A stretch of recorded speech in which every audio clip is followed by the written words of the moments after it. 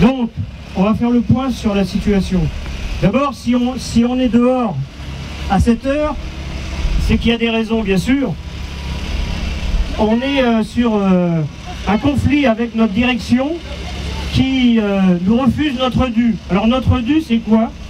C'est une prime notamment qui nous est promise et qui n'arrive toujours pas pour tous les efforts qui sont faits à l'intérieur de cet établissement, pour tous les postiers qui y travaillent.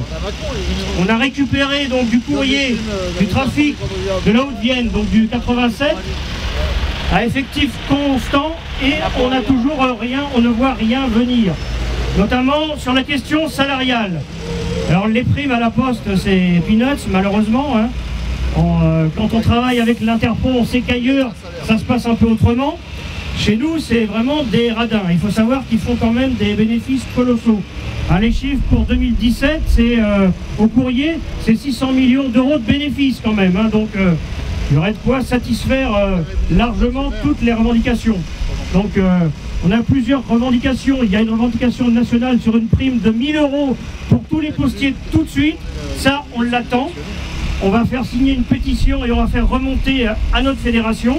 Et aussi en local, on attend déjà au minimum 500 €. Mais 500 € tout de suite et sans condition. Or, nos directions nous mettent tellement de bâtons dans les roues que la prime, on en aura des miettes ou pas du tout. Donc on en est là, les discussions n'avancent pas. Aujourd'hui, donc à 3 h du matin, l'équipe de nuit est partie en grève, à une soixantaine. Elle a été rejointe par l'équipe du matin de matinale.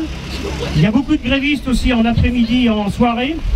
Alors je donne rendez-vous à tous ceux qui sont ici à 20 h, donc pour accueillir l'équipe de nuit 1 qui démarrera donc son service à 20 h 30.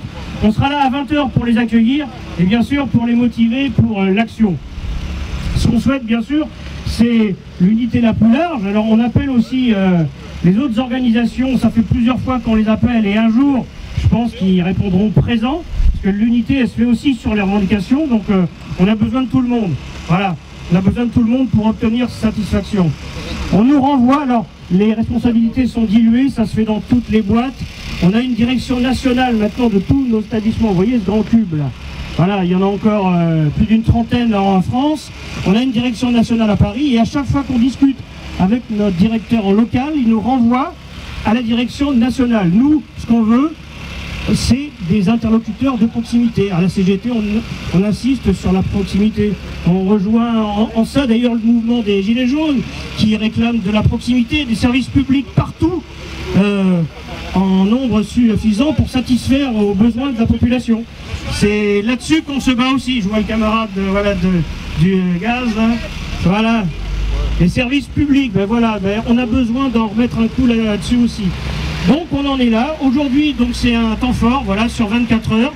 Il y a une grève qui est suivie. Il y a une exaspération du personnel quand même, hein, parce que il faut savoir que le mot négociation a disparu du langage des gens qui nous dirigent. Il y a les directions et il y a aussi le politique. Il y a l'échelon politique et les négociations. C'est un mot maintenant, c'est un mot vide de sens. Il nous parle de concertation. On s'assoit autour d'une table et on nous impose des choses qui nous déplaisent. Donc on en est là. Alors je remercie aussi je voudrais souligner la participation de l'UD 86, de l'UL de Chauvigny et de tous les camarades de la CGT qui par solidarité, alors l'occasion fait le larron, ils étaient un peu en ville et ils sont venus nous soutenir. Et on apprécie énormément, quoi. On a besoin de soutien aussi. Partout, il y a des luttes qui risquent de se développer. Voilà, il faut qu'on soit à l'écoute de tous les mouvements sociaux aussi. Je pense que c'est pas fini.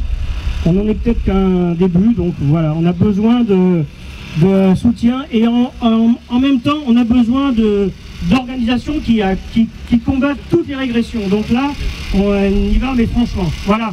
Merci à tous, camarades, et merci d'être venus.